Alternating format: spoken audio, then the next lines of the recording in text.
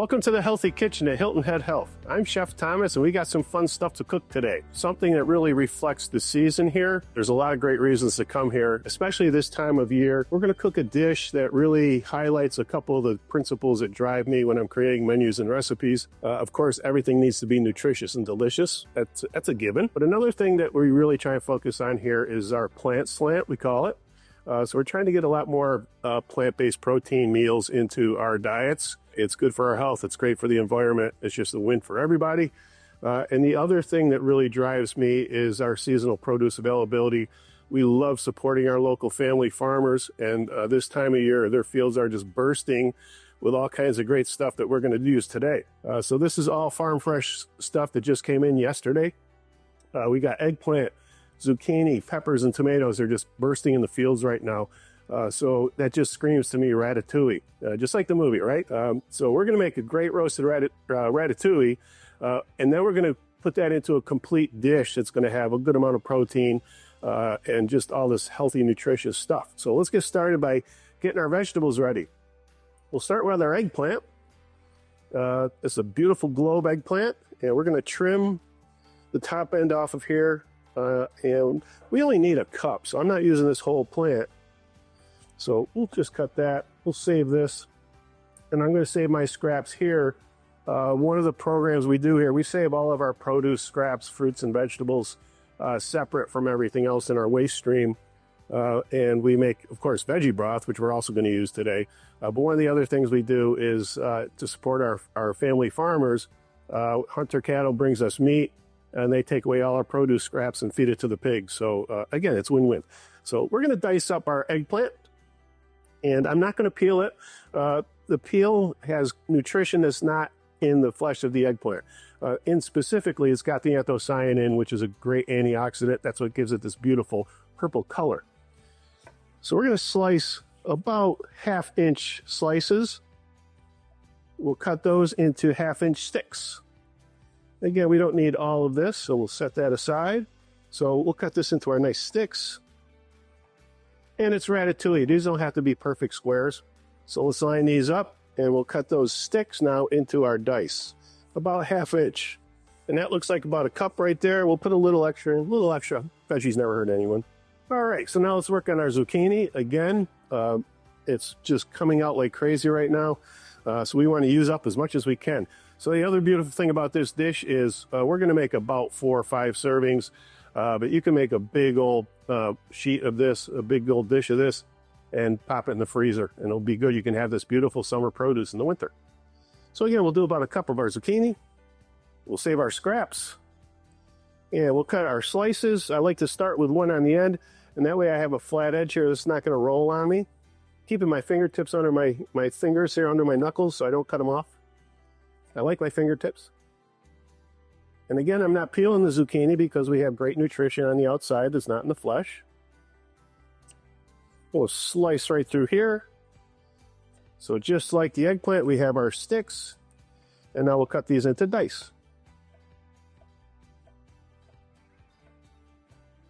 All of these different colors on fruits and vegetables are different antioxidants. So that's why we like to say eat the rainbow, because you're eating all these different antioxidants, and they're in the plant to protect the plant from free radicals. So when we eat them, they do the same for us. Free radicals cause inflammation in humans, and inflammation never led to anything good. So let's throw our zucchini in with our eggplant. We're going to put some peppers, red and yellow bell peppers. You can use green if you like green peppers. These are not hot, they're sweet peppers.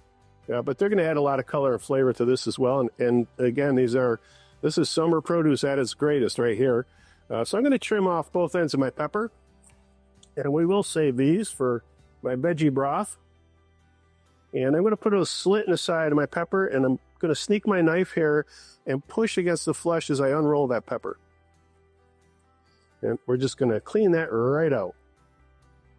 And then we're going to cut this into dice as well, about the same size, about 1/2 inch dice. So first our 1/2 inch sticks. And then we'll line up our sticks and cut them into dice. And we'll throw these in.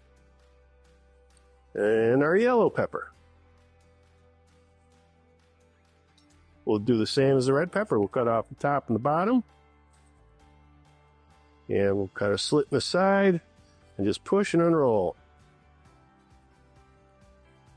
And I don't throw away the core of that pepper either. That's got flavor and nutrition, neither of which I like to throw away. So we'll do our 1/2-inch cuts of our yellow pepper. And this may look like a lot of vegetables in this bowl for 4 servings. When we roast these, that's going to cook down quite a bit. We're going to drive off a lot of moisture, and they're going to shrink up a little bit and intensify in flavor, which is what we're looking for. So our last ingredient in our ratatouille, at least in this step, is going to be our Roma tomatoes, and these are just beautiful red tomatoes this time of year. We'll just cut these into quarters lengthwise, and I like to knock off those little stem ends of the tomato. And this is going to turn into almost the sauce. When we roast these tomatoes, they're going to get really soft and release a lot of that beautiful tomato juice. And we'll do a couple more of these.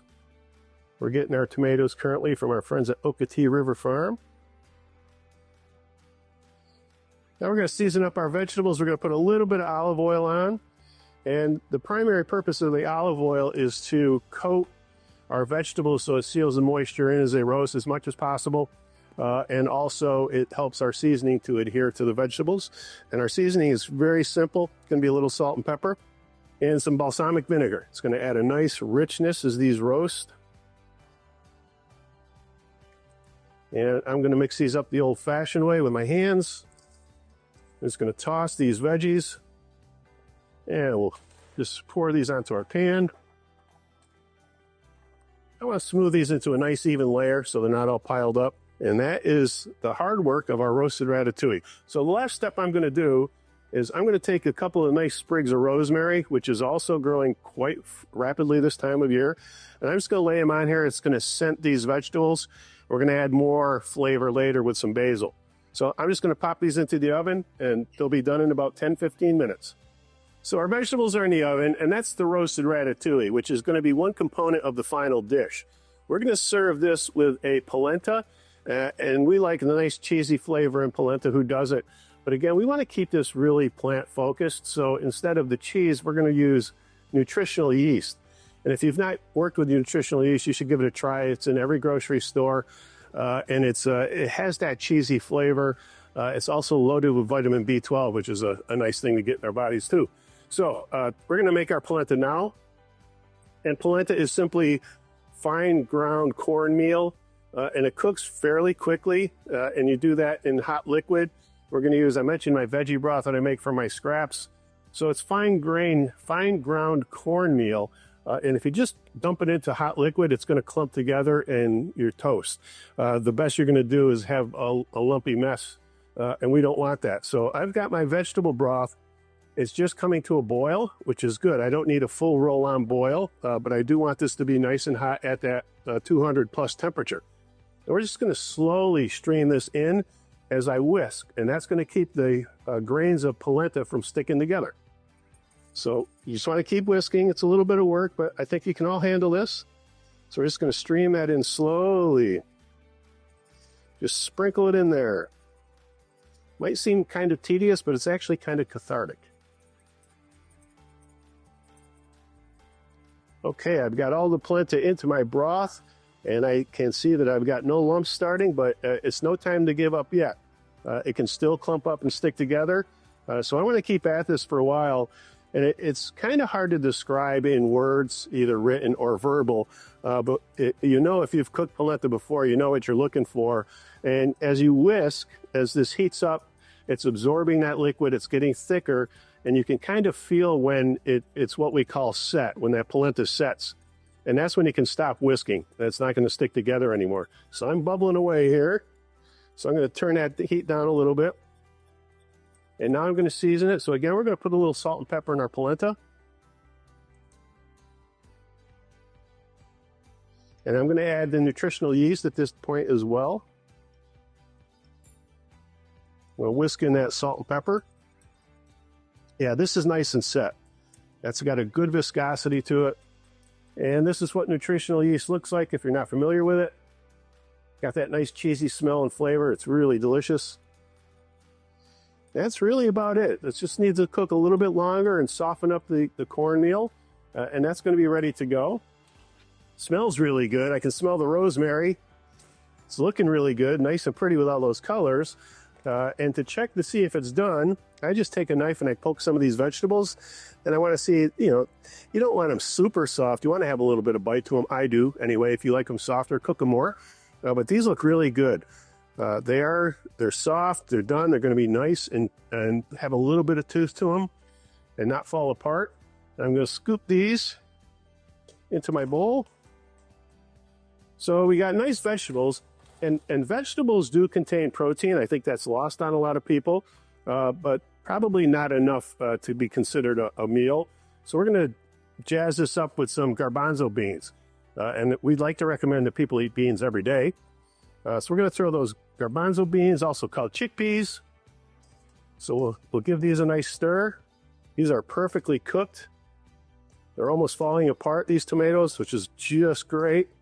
And you can kind of see in the bottom of that bowl the tomato juice that's forming. Nice fresh basil, and I have to keep this wrapped up because it is humid this time of year, especially here in South Carolina, and that will wilt these leaves really fast. So I'm going to pick off our basil leaves. I like to make it a little bit fancy, so we're going to do our chiffonade of basil. So to do the chiffonade, I like to take the bigger leaves, put them on the bottom. We'll stack them up with the smaller leaves on top. And we've got a nice stack, and now I'm going to roll them really tight. Kind of like a cigar.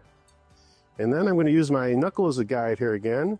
I'm going to do nice thin slices and just slide down the rolled up basil. And this is the chiffonade of basil. And it gets nice little ribbons. So let's throw that in. I did not throw this in prior to cooking. I don't like to cook fresh basil. You're going to drive away all those beautiful aromatics. I like to put that in right at the end. And just the heat from those vegetables, now I can really smell the basil. So that's it. Our dish is ready for a beautiful light summer meal. And I know a lot of people, when they think summertime, they think, well, I don't want to cook in the hot kitchen with my oven on. It's going to heat up my kitchen, but to me, that's a little better option than standing out in the back deck when it's 97 degrees out and humid. So I don't mind a little heat in my kitchen.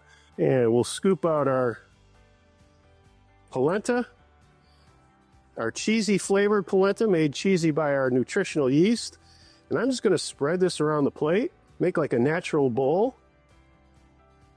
And polenta also has protein in it, so this is going to be a really nice, healthy dish.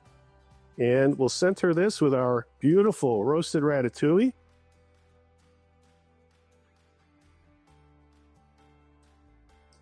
We can take a little of that tomato sauce and drizzle that on.